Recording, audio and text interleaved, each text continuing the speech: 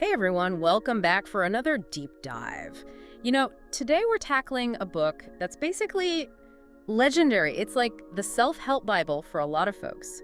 Think and Grow Rich by Napoleon Hill. Oh, definitely a classic. Yeah, I mean, people still talk about this book. It was, what, first published in the 30s? 37 to be exact.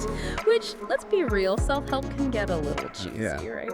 But this book has staying power for a reason. People swear by it even now. So let's put aside any doubts and see what Hill's really onto. And what's interesting is Hill wasn't just throwing out feel-good stuff. He spent decades interviewing over 500 successful people. Wow, 500. That's a serious research project. Absolutely. He wanted to understand what made them tick, what they had in common. And that's where his famous 13 principles come in. Which, gotta say, some of those are pretty unexpected. Like, everyone's heard work hard, right? But Hill goes deeper with specialized knowledge. It's not just effort, it's focused effort. He was all about becoming an expert in your field, constantly learning. Kind of like today, you see specialists in every industry, right? Makes you think of those niche Instagram influencers, right? They've got that one thing they're the person for. Exactly. Hill was onto that way back then.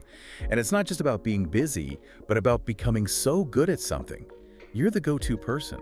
So we've got to be passionate, but also strategic. Now, speaking of passionate, there's one principle. It's got a very interesting title, The Mystery of Sex Transmutation.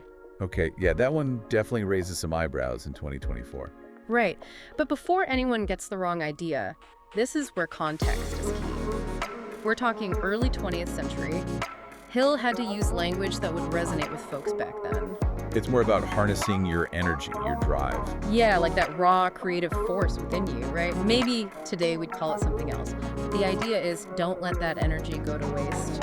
He was even talking about the subconscious mind, which was pretty cutting edge for his time. And this connects to another principle, desire.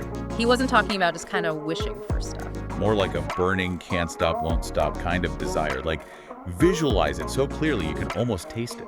That intensity. And this ties into his idea of autosuggestion, right? Almost like rewiring your brain with positive affirmations. Exactly. He believed you could influence your subconscious by repeatedly telling yourself you're capable, you're powerful, you're successful. Basically, fake it till you make it, but on a deeper level. Okay, so we've got the drive, the focus. Yeah.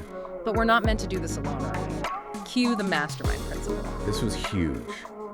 Hill knew that surrounding yourself with the right people could make or break your success. He actually recommended forming a mastermind group. So, like a team of brilliant minds all supporting each other. Exactly. People who challenge you, inspire you, hold you accountable. Today we might call it networking, mentorship, but the idea is the same. Connect with people who lift you higher. It's like building your own personal board of advisors.